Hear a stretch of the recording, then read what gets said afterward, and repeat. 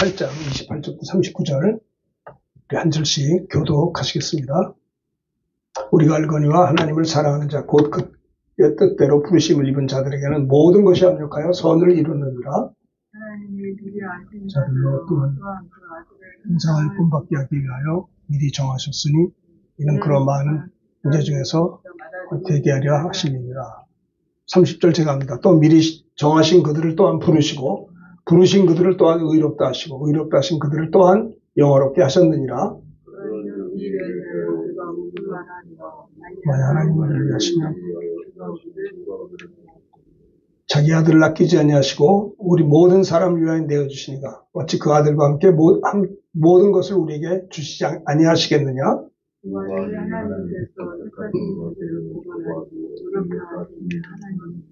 누가 정죄하리요. 죽으실 뿐 아니라 다시 살아나신 이는 그리스도 예수시니 그는 하나님 우편에 계신 자요 우리를 위하여 간구하시는 자시니라.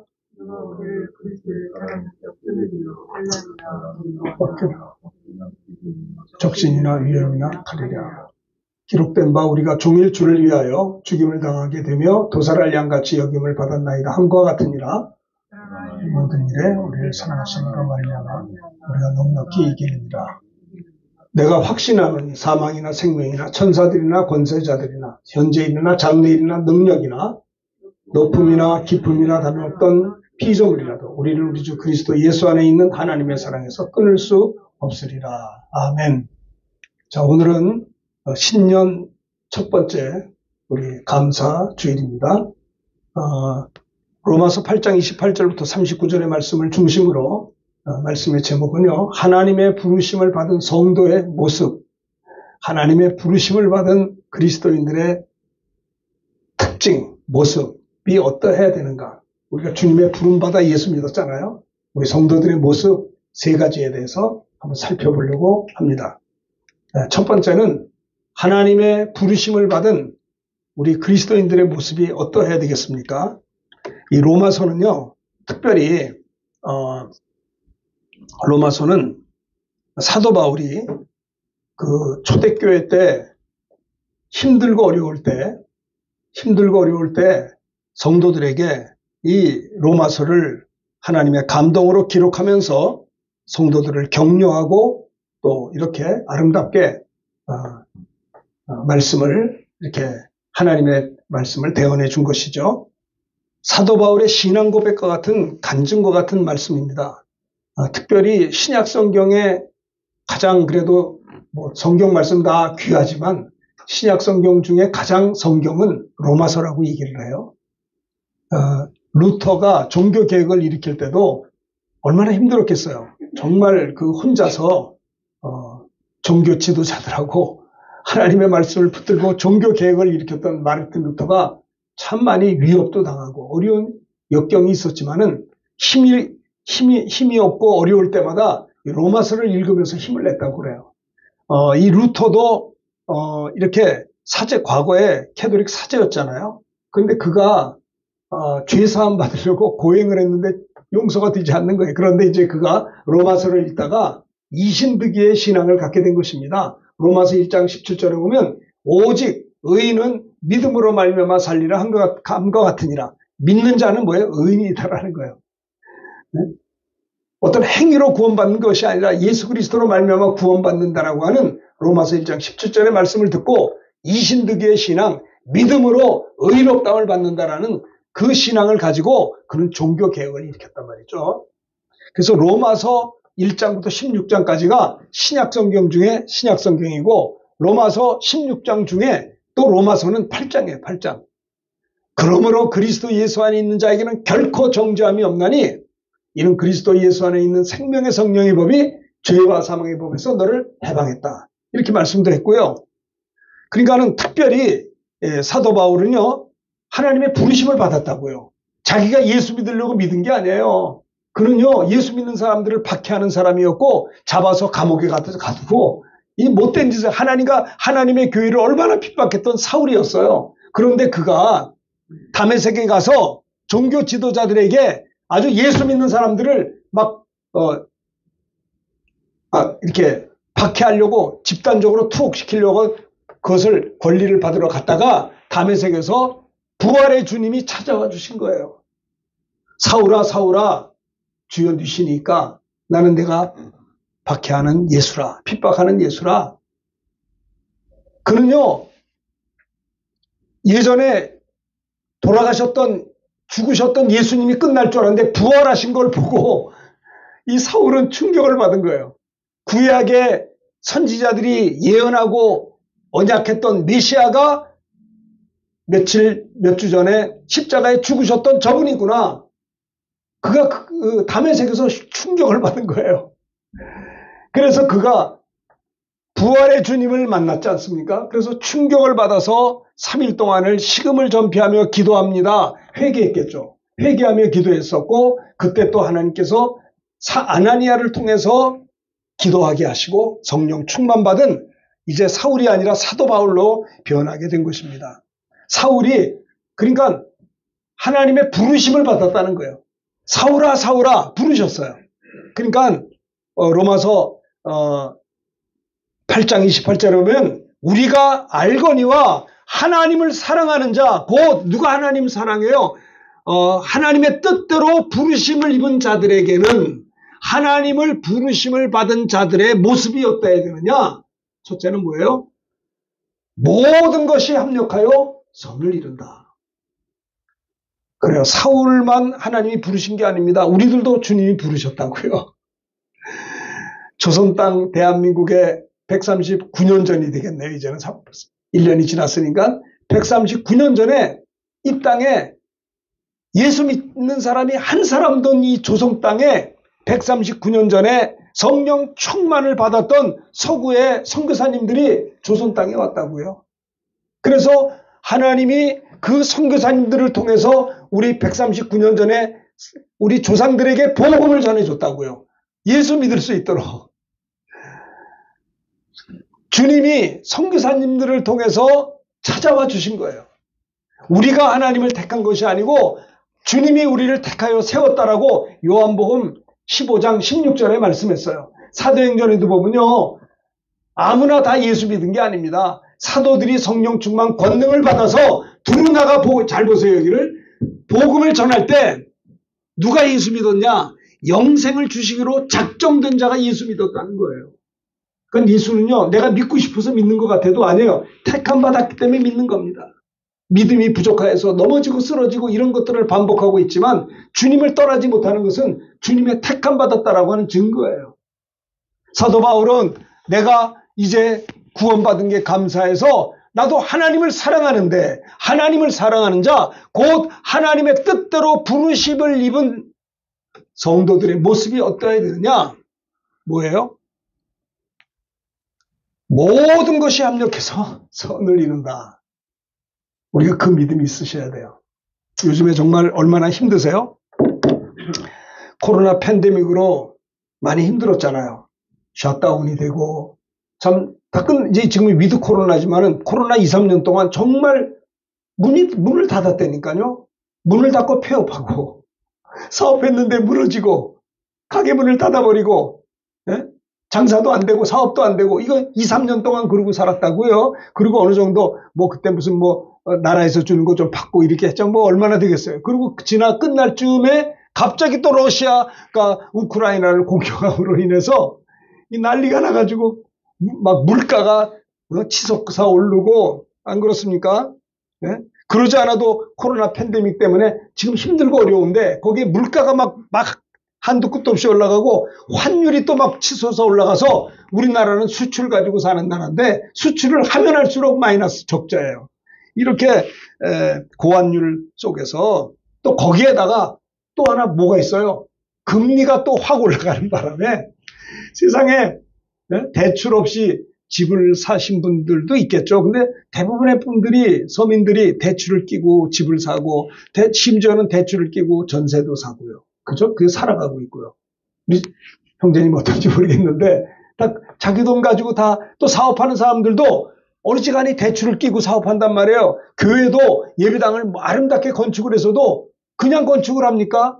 다 이렇게 또 이렇게 운영하기 위해서 은행 이자를 껴서 한다 이 말이에요. 근데 지금은 이게 고금리가 되고 뭐 그것뿐입니까? 모든 물가가 막 올라가고 있는 거예요. 참 어려운 참 이렇게 상황이 도래했던 것입니다. 그리고 우리가 2023년을 맞이했습니다. 네? 걱정이 되죠. 네. 그러나 지금 제가 무슨 말을 하느냐, 하나님을 사랑하는 자, 곧 하나님의 뜻대로 부르심을 입은 자들에게는 모든 것이 어떻게 해요? 합력하여 선을 이룬다는 거예요. 그러니까 우리 그리스도인들이 지금 당장은 힘든 것 같아도 안 그래요. 모든 것이 합력하여서 어떻게 돼요? 항상 선한 길로 하나님이 인도하신다고 그분이 약속하신 거예요.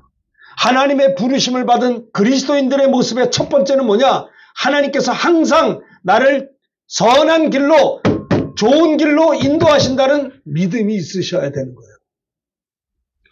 그럴 때 승리할 수가 있어요. 창세기에 보면요, 바로가 꿈을 2번 겹쳐 꿨어요. 그래서 바울은 이제 이 꿈이 해석을 해야 되겠는데 이게 무슨 꿈인가? 그런데 이제 그 술 맡은 관원장이 자기가 과거 얘기를 하고 이제 요셉을 부르죠. 그래서 요셉이 그 꿈을 해석해 줌으로 인해서 요셉이 뭐가 됐어요? 바로 왕의 칭찬을 받고 이제 그 꿈 해석을 할 때 7년 동안은 풍년이고 7년 동안 흉년이니까 지금 풍년 때 창고를 크게 해서 다 저장하고 7년간 흉년이면 풀어서 하면은 백성들이 잘 살 수 있습니다라고 하는 꿈 해석을 했단 말이에요. 자, 보세요. 요셉이 말이죠. 어려서부터 사랑을 많이 받았어요. 아버지의 사랑을 받아서 형제들 중에서 채색 옷을 입혔다고요. 근데 참 부모님들도 자녀들을 골고루 사랑해야지 이게 편애하면 문제가 많이 생겨요. 그래서 요셉도 형들한테 미움을 많이 받았어요. 그리고 요셉이 나중에 또 하나님이 주신 꿈을 이야기하다가 더 큰 미움을 받아가지고 형들에게 말이죠. 죽임을 당할 뻔했어요. 아주 그냥 뭡니까 웅덩이에 집어넣으려고 그랬어요. 그런데 큰 형 르우벤이 우리 그래도 혈육인데 우리 동생을 죽이면 뭐하냐. 우리 그냥 죽이지 말고 저 딴 데로 보내자. 그래가지고 그 동생을 말이죠. 먼 나라 상인들한테 팔아버린 거예요. 그래서 17살 그 어린 나이에 요셉이 어떻게 됐어요? 하나님의 꿈을 가지고 사는, 하나님을 믿는 이런 하나님의 사랑받는 요셉이 결과는 뭐예요? 형들에게 팔려가지고 저 먼 나라에 종으로 팔려간 거예요. 나이가 17살이에요. 얼마나 그때 나이도 한창 사춘기 좀 지났을 텐데 부모님의 사랑이 참 필요한 그 어린 요셉이 그 고초를 당한 거예요. 그가 하나님의 주시는 꿈이 없었더라면 형들한테 이야기 안 해. 그러니까 하나님 앞에 은혜 받고 나니까 고난이 있는 거예요. 형님들이 이걸 잘 받아주면 되는데 안 받아줬잖아요. 그래서 그는 종살이를 하게 되는 겁니다. 종살이 하다가도 보디발의 아내의 유혹을 받았어요. 정말 외국 생활을 하면서 종으로 팔려가서 눈 한번 질끈 감으면 좀 편안하게 살 수도 있었을 텐데 요셉은 참 하나님을 섬기는 자였어요. 사람 앞에서 신앙생활하는 자가 아니라 하나님 앞에서 사는 사람이었어요. 그래서 요셉이 이제 보디발의 아내가 그런 유혹을 할 때 내가 어찌 큰 악을 행하여 하나님 앞에 죄를 범할 수 있으리까? 여러분 신앙생활은요 사람 앞에 하는 게 아니에요. 눈 가리고 아웅이 아닙니다. 하나님이 우리를 불꽃 같은 눈으로 보고 계시거든요. 그렇잖아요. 요셉은 잠깐 죄 짓고 나면 또 그 종살이 하는 가운데서 좀 편하게 할 수 있었을 텐데 하나님 앞에서 내가 죄 질 수 없다 해가지고 도망가다가 누명을 써가지고 어디 옥에 들어간 거예요. 여러분 예수 잘 믿고 신앙생활 잘하면 형통하고 잘 돼야 되는데 가면 갈수록 종으로 팔려가고 그 다음에 감옥에 들어가고 그런데 근데 감옥에 가서도 그는 하나님을 섬겼어요. 그는 감옥에 들어가서 우울증 걸리지 않았어요. 감옥에 가서도 분노하지 않았어요. 하나님의 뜻이 있겠지. 하나님이 내게 주신 꿈이 이루어질 거야 하면서 그가 옥중에서 생활하던 중에 떡 맡은 관원장, 술 맡은 관원장이 꿈꾼 거를 해석을 해줬는데 그대로 됐거든요. 그래서 그 요셉이 술 맡은 관원장이 석방이 될 때 이거 보시오. 내가 당신의 꿈을 해석해 줬으니 나를 좀 도와주시오 했는데 이 사람이 좀 뭡니까? 들어갈 때하고 나올 때하고 다르다고 잊어버린 거예요. 휙 가버렸어, 그냥. 요셉을 잊어버렸어요. 그런데 바로 왕이 두 번째 겹치는 꿈을 꾸면서 신하들에게 이 꿈이 참 신기한데 해석할 자 없느냐? 아무도 없는 거예요. 그랬더니 술 맡은 관원장이 왕이요, 제가 과거 2년 전에 제 잘못했던 일들이 생각이 납니다 하면서 여차여차 요셉을 소개했단 말입니다. 그 요셉을 소개해가지고 요셉이 바로 앞에 나가서 왕이 꾼 꿈은 7년 동안은 풍년이요 흉년입니다. 그러니까 7년 동안 앞으로 풍년일 때 그걸 잘 곡식을 모아가지고 7년 동안 흉년 때 나눠주면 이 백성들이 잘 살아갈 수가 있겠습니다. 38절, 41장 38절 크게 다 같이 읽어봅시다. 시작. 바로가 그의 신하들에게 이르되 이와 같이 하나님의 영에 감동된 우리가 어찌 찾을 수 있으려 하고 39절에 보면 요셉에게 말합니다. 하나님이 이 모든 것을 네게 보이셨으니 너와 같이 명철하고 지혜 있는 자가 없도다. 그리고 40절 크게 다 같이 보시고 읽읍시다. 크게 시작. 너는 내 집을 다스리라. 내 백성이 다 내 명령에 복종하리니 내가 너보다 높은 곳은 내 왕자뿐이니라.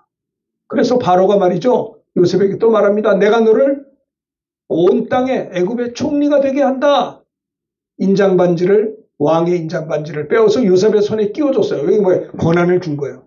세마포옷을 입히고 금사슬로 목에 걸고 그 수레에 그를 태우고 이렇게 애굽 전국을 총리로 다스려.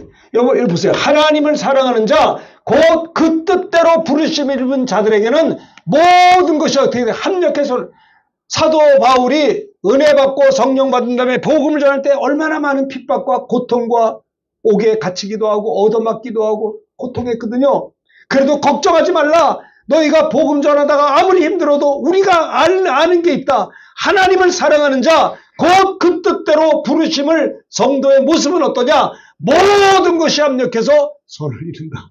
라는 것을 하나님의 부르심을 받은 성도들의 모습의 첫 번째가 뭐냐? 합력해서 모든 것이 선을, 항상 하나님이 선한 길로 인도해 주셔. 요셉을 생각해보세요. 그가 형님들한테 시기질투 미움받아서 팔려가게 되고 종살이한 것도 얼마나 불행해요. 그는요 잘못한 게 없어요. 하나님이 주신 꿈을 가지고 이야기했다가 만약에 하나님이 요셉에게 꿈을 주지 않았다고 말하지 않았어요. 말하지 않아서 그 지경까지는 갔는데 은혜 받은 결과 더 어두운 종살이 또 옥살이까지 갔지만 여러분 종이 됐기 때문에 옥에 들어갔고 옥에 들어갔기 때문에 그가 총리가 된 거예요. 하나님을 사랑하는 자, 하나님의 뜻대로 부르심을 입은 성도들의 모습의 첫째는 뭐냐? 모든 것이 합력해서 선을 이룬다. 하나님 앞에 바로 살기만 하면 되는 거예요. 내가 어떤 상황이 오든지 하나님 앞에서 사는 겁니다. 사람의 눈 가리고 항하는 게 아니에요. 내가 하나님 앞에서 내가 어찌 죄를 질 수 있으랴? 난 하나님만 의지합니다. 요셉은요 하나님만 바라봤어요. 그는요 역경 가운데서 낙심하지 않았고요. 총리가 돼서도 교만하지 않았어요. 열등감이 없었기 때문에 교만하지도 않았던 겁니다. 그는 하나님 앞에 가난해도 하나님 앞에 부자가 돼도 별로 이렇게 큰 소리 치지 않고 오히려 총리가 되면서 형님들이 와서 무릎을 꿇을 때 눈물을 흘리면서 형님들이요 아버지가 지금 돌아가셨지만 내가 내 조카들을 내가 키울 겁니다. 그들이 눈물로 무서움에 덜덜 떠는 형님들을 얼싸안고 눈물로 그가 총리가 됐을 때도 절대로 오버하지 않았어요. 하나님의 부르심을 받은 성도들의 첫 번째 모습은 하나님께서 항상 선한 길로 인도하신다는 것을 믿읍시다.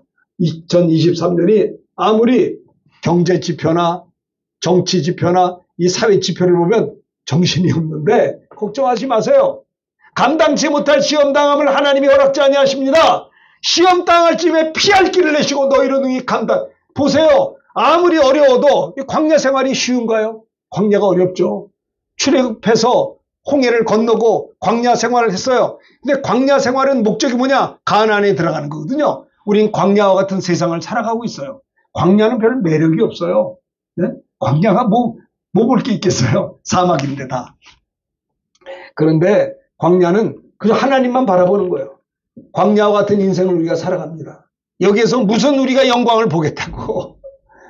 이스라엘 백성들이 출애굽해서 홍해를 건너서 광야로 들어가서 하나님만 바라봤던 거예요. 배고파도 하나님 바라볼 때 만나가 떨어졌고, 아이고 고기 주세요 할 때 메추라기가 떨어지고, 목말라서 울 때 모세를 통해서 반석에서 물을 주셨어요. 너무 더워야 할 때 구름 기둥으로, 밤에는 불 기둥으로 인도했다고요. 물이 썼을 때 쓴 물을, 마라에 쓴 물을 단물로 만들어 주셨다고요. 여러분, 어려울 때가 하나님이 역사할 수 있는 기회다라는 걸 우리가 믿으셔야 되는 것입니다. 그렇죠? 뭐 이거 당하는 또 다니엘도 그랬어요. 다니엘은요 포로로 잡혀갔어요. 포로로 잡혀갔는데 그래도 내가 여호와 하나님을 섬기기 때문에 다니엘은요 하나님을 섬기는 자세를 흐트러뜨리지 않고 뜻을 정하여 왕의 음식과 포도주로 자기를 더럽히지 아니하리라. 그래서 환관장에게 나 그렇지 않게 해주세요. 그랬더니 하나님께서 다니엘 때문에 환관장에게 긍휼과 은혜를 얻게 해주셨다고 그랬어요. 환관장이 다니엘에게 부탁을 합니다. 야, 나도 왕을 두려워하고 있어. 너희들이 왕이 주는 음식과 이 포도주 좋은 음식 안 먹었다가 삐쩍삐쩍 마르면 우리 세상 말로 직장에서 우리 쫓겨난다. 우리가 위태롭게 된다. 그래서 환관장이 다니엘과 그 친구들에게 그런 말을 했어요. 그래서 그들이 요청하기를 다니엘이 이런 말을 했어요. 우리들을 열흘 동안 시험해서 왕의 음식 말고요. 채식을 줘서 먹게 하고 물만 줘서 마시게 한 후에 열흘 지난 다음에 당신 앞에서 우리의 얼굴과 왕의 음식을 먹는 소년들의 얼굴과 비교해 보셔서 그렇게 그때 해도 되지 않습니까? 그랬더니 열흘 동안 진짜 다니엘과 친구들은 채식만 했어요. 왕이 주는 음식으로 자기들을 더럽히고 싶지 않았던 거예요. 그런데 열흘 후에 오히려 다니엘과 그 친구들의 얼굴이 더욱 아름답고 윤택하고 더 좋아 보였던 거예요. 그러니까는 그렇게 하라. 네? 지정된 음식과 마실 포도주를 제하고 채식만을 그때부터 주게 된 거예요. 그러니까 하나님 앞에서 뜻을 정했어요. 내가 하나님 앞에서 더러워진 음식을 먹지 않는다. 우상제물 앞에 먹지 않는다는 거예요. 네? 하나님께서 이 다니엘과 세 명의 친구들에게 얼마나 정말 어려운 역경이죠. 그런데 그렇게 믿음으로 살아가게 될 때 내 소년에게, 자 17절은 다 같이 한번 크게 읽읍시다. 시작. 하나님이 내 소년에게 학문을 주시고 모든 서적을 깨닫게 하시고 지혜를 주셨으니 다니엘은 모든 환상과 꿈을 깨달아 알더라. 하나님 앞에 바르게 신앙생활을 요구할 때 하나님이 그에게 지혜를 주세요. 학문을 주시고요. 그 총리로서 뛰어나게 되는 거죠. 서적을 깨닫게 하시고 또 환상과 꿈을 깨달아 알게 하신다라고 하는 겁니다. 이게 다니엘은 그래서 민첩하게 됐어요. 다른 사람들보다 뛰어났기 때문에 왕이 총애하죠. 왜? 하나님이 주시는 지혜가 있으니까 총리가 여러 명 있었는데 그 중에 왕이 다니엘을 편애한 거예요. 너무 똑똑하니까. 그래서 다니엘을 세워서 전국을 다스리게 했으니 나머지 총리들이 가만히 있겠어요. 시기질도 아이고 말도 못하죠. 그래서 어떻게 됐어요? 다니엘을 고발할 근거를 찾고자 했으나 다니엘은 허물이 없는 거예요. 아무리 뒷조사해도 허물이 없었던 거예요. 그 주변에 동료들이 말이에요. 참 사람이 인간이 악하죠. 그래서 어떻게 저를 고발할 수 있을까 했더니 이제 머리를 짜가지고 왕에게 나와서 말합니다. 왕이여 만수무강하소서. 그리고 이제 쭉 왕에게 법률을 세우며 금령을 정하실 것을 구합니다. 왕이여 이제부터 30일 동안 누구든지 왕의 어떤 신에게나 사람에게 무엇을 구하면 사자굴에 던져넣기로. 이렇게 자기들끼리 해서 금령에 도장을 찍게 한 거예요. 근데 이렇게 왕도 직인을 찍으면요, 왕도 그걸 변경할 수가 없는 거예요. 그래서 그것이 결정돼가지고 다리오 왕이 조세의 왕의 도장을 찍어 금령을 내리게 되죠. 이제 다니엘은요, 30일 동안 기도하면 안 되는 거예요. 기도를 했거든요. 근데 30일 동안 기도하다 붙잡히면 왕 이외에 다른 것에 구하면 붙들려가지고 그는 사자굴에 던져 죽여야 되는, 거기에 조서의 금령에 직인을 찍게 총리들이 왕을 부추겼단 말이에요. 그 왕이 할 수 없이 찍었단 말이에요. 거기에. 그러나 다니엘은요, 이제 내가 기도하면 죽겠다는 걸 알고서 왕의 도장이 찍힌 것을 알고도 자기 집에 돌아가서 어떻게 해요? 전에 하던 대로 하루 3번씩 무릎을 꿇고 기도하며 하나님께 감사했다는 거예요. 그래서 이걸 발견됐어요. 야, 저 봐라. 기도하는 거 봐라. 그래가지고 왕의 금령에 관해서 왕에게 또 고소하는 겁니다. 왕이요. 왕이 도장을 찍어서 30일 동안 누구든지 왕이나 어떤 신에게, 왕 외에 어떤 신에게나 사람에게 구하면 사자굴에 던져놓기로 하지 아니하였나이까. 왕이 그렇구나. 그러니까 이것은 메대와 바사에 고치지 못하는 규례라. 이러니까 어쩔 수 없이 왕이요. 이렇게 기도하지 않습니다. 도장도 찍고 저가 금령을 존중하지도 않고 하루 3번씩 기도하고 있습니다. 라고 고소했더니 왕이 이 말을 듣고 걱정을 했어요. 왜? 다니엘이 여러 총리 중에서 뛰어나고 지혜가 있고 자기를 잘 보좌하는데 이 사자굴에 들어가게 됐으니까 그런 말미암아 걱정하고 근심했을 때 왕도 다니엘을 건져내려고 힘썼으나 어떻게 안 되는 거예요. 왕이 자기가 도장 찍으면 자기도 그걸 해야 되기 때문에 걱정하게 된 겁니다. 그래서 금령과 법도는 고치지 못할 것입니다. 이렇게 방법이 없는 거예요. 어떻게 할 수가 없는 거예요. 그래서 왕이 명령할 때 다니엘을 끌어다가 사자굴에 던져 넣습니다. 왕이 다니엘에게 말합니다. 내가 항상 섬기는 너희 하나님이 너를 구원하실 거야. 어쩔 수 없이 이제 그를 집어 던졌어요. 그리고 왕이 자기 궁에 돌아가서는 밤새도록 금식하며 그가 오락을 그치고 잠도 안 자고 그렇게 다니엘을 사랑했던 거예요. 그래서 왕이 새벽에 일찍 일어나서 사자굴로 들어갔어요. 아이고 우리 다니엘이 죽었지 않았나.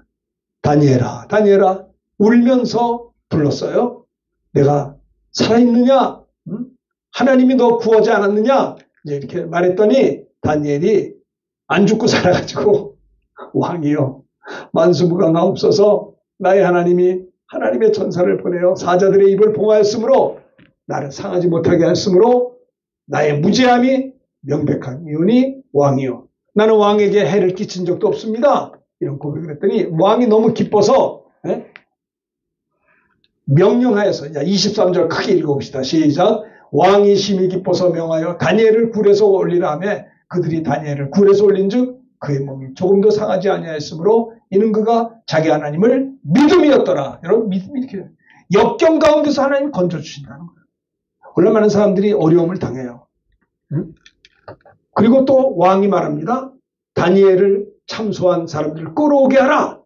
그리고 그들 처자들과 함께 사자굴에 던져넣게 했는데 그들이 굴 바닥에 닿기도 전에 사자들이 곧 그들을 움켜서 뼈까지 부숴버렸다는 거예요. 여러분 하나님의 부르심을 받은 자들은 모든 것이 합력해 항상 하나님이 선한 길로 인도하신다는 것을 다니엘에서도 말씀하고 있는 걸 봅니다. 자, 두 번째 하나님을 사랑하는 자 곧 그 뜻대로 부르심을 입은 자들의 첫 번째 모습은 모든 게 합력해 선을 이룬다. 하나님이 항상 선한 길로 인도하신다는 거. 두 번째는 뭐예요? 자, 31절 크게 읽어봅시다. 시작. 그런즉 이 일에 대하여 우리가 무슨 말 하리요? 만일 하나님이 우리를 위하시면 누가 우리를 대적하리요? 이 일에 대하여 우리가 무슨 말을 하느냐? 하나님이 우리를 위하시면 누가 우리를 대적하느냐? 하나님이 우리를 위하신다는 거예요. 위하신다는 건 사랑하는 거죠. 너희를 위하여 구주가 나셨으니 곧 그리스도 예수시니라. 천사가 말했잖아요. 목자들에게 너희를 위하여 오늘날 구주가 나셨다. 너희를 위하여 예수님 오셨다는 거예요. 너희를 사랑해서 오셨다는 거예요. 31절 하나님이 우리를 위하신다는 거예요. 사랑하신다는 거예요. 뭐예요? 하나님의 부르심을 받은 그리스도인들의 모습. 두 번째는 어떤 상황에서도 하나님이 우리를 사랑하시고 보호하신다는 거예요. 제가 이 두 번째를 말씀드리기 전에 제가 지난날에 부끄러운 간증을 좀 다시 한번 하겠습니다. 제가 중국에서 수술하려고 7개월 반 동안을 대기하면서 병원 근처에 입원했다가 또 나왔다가 이렇게 있었는데 결국은 같은 혈액형을 찾지 못해서 수술을 못하고 철수하게 되었어요. 7개월 반 동안 천진하고 상해 가서 병원에서 이제 이식 수술을 하려고 갔다가 혈액형 같은 걸 찾지 못해서 7개월 반 동안을 기타가 이제 철수하게 되었는데, 그러니까 저희 집사람도 얼마나 마음이 힘들고 또 저를 초청했던 한인교회 목사님도 미안하게 한 거예요. 된다고 했는데 안 되고 들어가니까 저도 좀 몸도 힘들었지만, 근데 하나님께서요, 이제 집으로 돌아가서 때가 되면 연락 줄 때 다시 오라는 거예요. 중국으로. 수술을 해준다고. 지금은 안 된다는 거예요. 7개월 반 동안 하지 못하고 돌아와서 한국에 비행기 타려고 갔는데, 그때 하나님께서 로마서 8장 28절을 저에게 주셨어요. 내가 하나님을 사랑하는 자예요. 내가 하나님의 뜻대로 부르심을 입은 자들이란 말이에요. 모든 게 합력해 손을 이룬다. 근데 그 말씀이 얼마나 위로가 되는지 몰라요. 내가 7개월 반 동안 시간 잃어버린 것 같고 중국 병원에서 대기만 하다가 수술도 못하고 이식수술도 못하고 다시 이제 한국으로 돌아오는데 정말 어떻게 보면은 목적을 달성 못했지만 이상하게 하나님께서 은혜를 주시더라고요. 합력해서 선을 이루느니라. 믿어지더라고요. 몸은 힘들지만 마음의 평강이 찾아왔어요. 한국에 이제 돌아와서 한 며칠 지났더니 아산에 있는 병원에서 연락이 왔어요. 목사님, 혈액형이 달라도 할 수 있습니다. 이식이 가능하다는 거예요. 그래가지고 그 전화를 받고 벌써 임상이 100건인데 그 끝나고 200건이 끝났다는 거예요. 이게 얼마든지 혈액형 달라도 수술이 된다고 그래요. 저는 이 로마서 8장 28절이 은혜가 되더라고요. 어려운 상황에서도 힘든 상황에서도 하나님을 사랑하는 자 곧 그 뜻대로 부르심을 입은 자들에게는 모든 것이 합력해 선을 이루느니라. 그 말씀이 임하는데 편안한 거예요. 내가 수술 못하고 와서 한국으로 돌아가지만은 모든 것이 합력해 선을 이룰 거다라고 하는 그 믿음이 임하니까 걱정이 안 되는 거예요. 몸은 힘들지만. 그리고 이제 그렇게 해서 제가 2013년 2월 26일 날에 큰 수술을 했죠. 이식 수술해서 잘 은혜 가운데 건강하게 지금 한 10년, 벌써 다음 달이면 만 10년이 돼요. 제가 믿는 건 뭐냐? 하나님을 사랑하는 자, 하나님의 부르심을 입은 자들에게는 모든 것이 어떻게 돼요? 합력해 선을 이루는 거예요. 아시겠어요? 합력해서. 그러니까 하나님 의지해야 되는 거예요. 내가 하려고 하지 말고, 사도 바울은 복음 전하다가 힘들고 어려운 자들에게 걱정하지 마라. 모든 것이 합력해 선을 이룬다. 이야기하고 있는 겁니다. 우리는 새해 어려운 역경이 있잖아요. 걱정하지 마세요. 이 모든 것들이 합력해서 망하는 게 아니라 우리 주변에 여러 가지 지표들이 나쁘지만 이 모든 것들이 합력해서 우리가 잘 될 것을 합력해 선을 이룰 거다라는 거예요. 역경이 있기 때문에 기도할 겁니다. 역경이 있기 때문에 자기를 돌아보고 회개도 하는 것입니다. 역경이 있기 때문에 하나님 앞에 나아가게 되는 것입니다. 사자굴에 들어갈 때 얼마나 무섭겠어요. 그러나 합력해 선을 했잖아요. 내가 안 죽어서 기쁜 게 아니라 아이고 다니엘이 말이죠. 하나님 날 사랑하시는구나. 죽지 않아서 기쁜 게 아니고요. 사자의 입을 막아주신 하나님의 능력을 보고 그는 아마 울었을 거예요. 하나님 나를 이토록 사랑하십니까? 너무 고맙습니다. 할렐루야. 그랬어요. 여러분 이 은혜가 여러분에게 있어야 기쁨도 있는 거고 예수 믿어도 헌신도 하는 거지. 은혜 못 받으면 헌신이 안 돼요. 헌신 예배 드렸다고 헌신하는 게 아니에요. 하나님을 만나고 성령을 충만히 받고 은혜를 받을 때 와, 내가 하나님의 은혜로 살았구나. 하나님이 나를 도우셨구나. 이런 은혜 받았는데 배은망덕하겠어요? 안 그렇다고요. 아마 다니엘은 사자굴에서 나온 다음에 많이 울었을 거예요. 무서워서 운 게 아니고 하나님의 사랑에 못 이겨서 많이 울고 내가 주님도 사랑할 겁니다. 내가 더 주님의 영광을 위해 살 겁니다. 요셉이 말입니다. 옥에서 나와서 총리가 된다음에도 많이 울었을 거예요. 합력해 선을 이루는구나. 하나님의 꿈이 이루어지는구나. 그렇잖아요. 그가 어렸을 때 17살 때 꿈이 이루어졌잖아요. 하나님을 사랑하는 자, 그 뜻대로 부르심을 입은 자들에게는 모든 것이 합력해. 하나님이 항상 선한 길로 인도하시고요.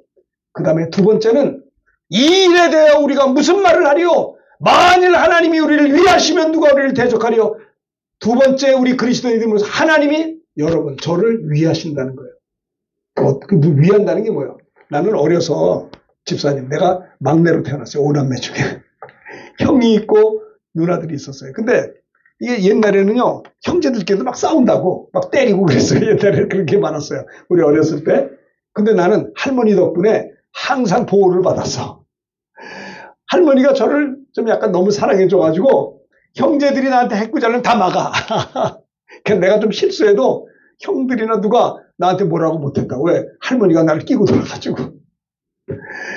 이제 막내들에서 버르장머리가 없는 거예요. 그래서 나중에 제가 그래도 다 이제 군에 가가지고 버르장머리를 고쳤습니다만은 어린 시절은 그렇잖아요. 사랑받고 이러니까 할머니가 끼고 도니까 형제들이 뭐라고 했다가는 우리 할머니가 아주 박살을 내니까. 그래서 내가 우리 그 주변 사람들이 너는 동생이 아니고 삼촌이야. 왜? 할머니 아들이니까. 제가 할머니 사랑 많이 받았거든요. 그 할머니 때문에 제가 목사가 됐어요. 나를 위해 20년 주의 정도로 기도하신 권사님이세요. 그러니까 그분이 나를 위하시기 때문에 어떤 형제가 나를 덤비려. 자, 이게 이해가 됐는지 모르지만 만일 전능하신 하나님이 나를 위하시는데 누가 나를 대적하리요? 여러분, 다윗은 하나님이 위한 걸 알았기 때문에 골리앗을 물맷돌로 박살을 냈다고요. 만일 하나님이 나를 위하시는데 누가 나를 대적하리요? 그렇지 않습니까? 하나님의 부르심을 받은 성도들의 두 번째 모습은 어떤 상황에서도 하나님 우리를 보호하신다는 겁니다. 왜? 사랑하시니까. 네? 어머니가 자식을 보호하듯이 하물며 하늘에 계신 우리 아버지께서 우리를 자녀된 우리들을 왜 보호하지 않겠냐 이 말이에요. 나는 목회 44년 됐네 이제. 79. 목회하면서 어려울 때마다 하나님 어려워요 도와주세요. 그러면 하나님이 도와주시더라고요. 자기 아들을 아끼지 아니하시고 우리 모든 일을 위해서 내어주시니까 어찌 그 아들과 함께 우리에게 모든 걸 은사로 주지 않겠느냐. 내가 주님을 사랑하려고 하니까 그분이 나를 쓰신다고요. 하나님과의 바른 관계를 가져야 되는 거예요. 내가 하나님을 사랑하는가? 내가 세상을 사랑하는가? 내가 무엇 때문에 주의 일을 하고 있는가? 하나님을 사랑하는 자들에게는 어떤 상황에서도 하나님이 보호해 주시는 거예요.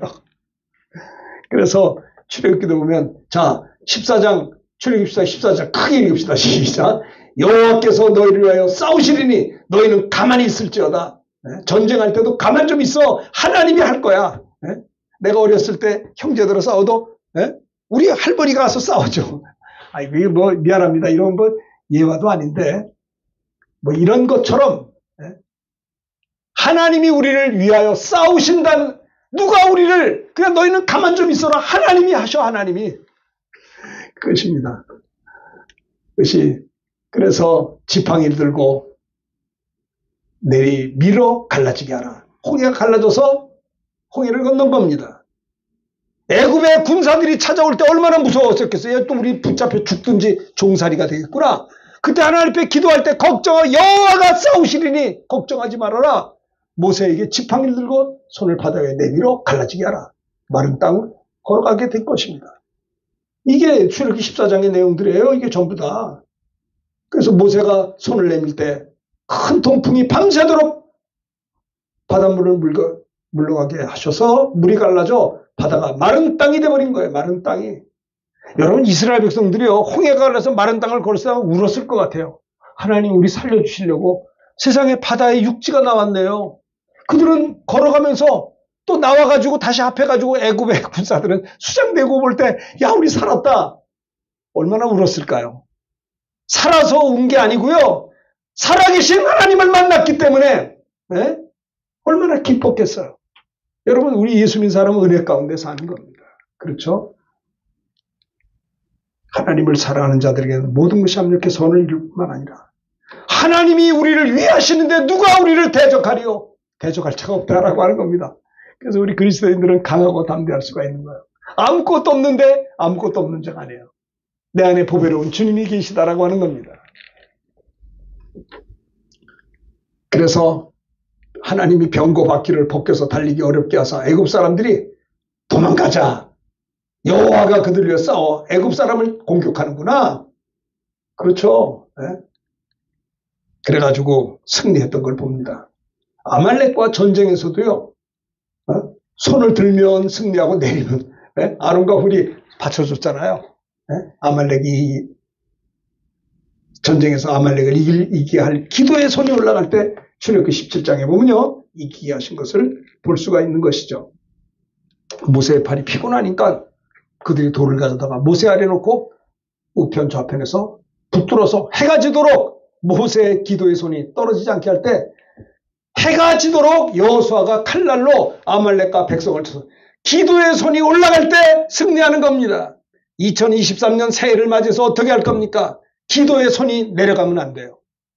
아침에 일어나서 한적한 곳에 가서 주님이 일어나 기도하신 것처럼 24시간 살 때 1시간도 깨어 기도하지 못하느냐? 마음은 온유해 육신이 약하도다. 예수님도요, 육신을 입고 있는 동안에 새벽에 기도하셨어요. 우리는 기도해야 합니다. 아침에 일어나서 하나님, 오늘 하루 시작되었습니다. 네? 오늘도 하나님이 도와주셔야 나는 살 수 있습니다. 왜 사람들이 죄 짓는 줄 아세요? 기도 안 하고 막 살아요, 그냥. 하나님 저리 비키셔. 내가 살게. 네? 하나님이 인도를 안 받아요. 그러니까 맨날 시행착오하고 열심히 한 것 같은데 1년 동안 토지 농사를 졌는데 다 메뚜기 와서 갉아먹어버리는 거예요. 포도나무 과실이 기한 전에 다 떨어져 버리는 안 되는 거예요. 안 되는 거예요. 그래서 하나님은요, 있는 자에게도 주시고요, 없는 자는 있는 것도 빼앗는 하나님이심을 볼 수가 있어요. 기도의 손을 떨어뜨리면 안 되는 거예요. 승리한 다음에 여호와 니시, 모세가 제단을 쌓고 여호와가, 자 17장 16절 읽어봅시다. 시작. 이르되 여호와께서 맹세하시기를 여호와가 아말렉과 더불어 대대로 싸우리라 하셨다라. 하나님이 싸우셨다는 겁니다. 제가 어렸을 때 형제 들어갈 때 우리 할머니가 대신 이렇게 해줬던 것처럼 우리 그리스도인들이 어려울 때 하나님이 싸워주신다니까요. 하나님이 우리를 위하시는데 누가 우리를 대적하리요? 승리의 확신을 갖는 것이 하나님의 부르심을 받은 성도들의 두 번째 모습의 승리의 확신. 어떤 상황에서도 하나님 나를 지켜주시고 먹여주시고 보호하신다는 거. 확신. 하나님을 위하신다. 이것이 그리스도인들의 두 번째 모습이다라고 하는 것을 이야기합니다. 6.25 전쟁 때 어땠어요? 네? 또 사무엘상에도 보면 이거 간단히 봅시다. 사무엘상 17장에도요. 다윗이 물맷돌을 가지고 누구요? 블레셋을 쳐서 이긴 내용이 쫙 나옵니다. 이거 다 읽으려면 시간이 많이 가요. 네? 다윗이 블레셋 사람을 향하여 달리며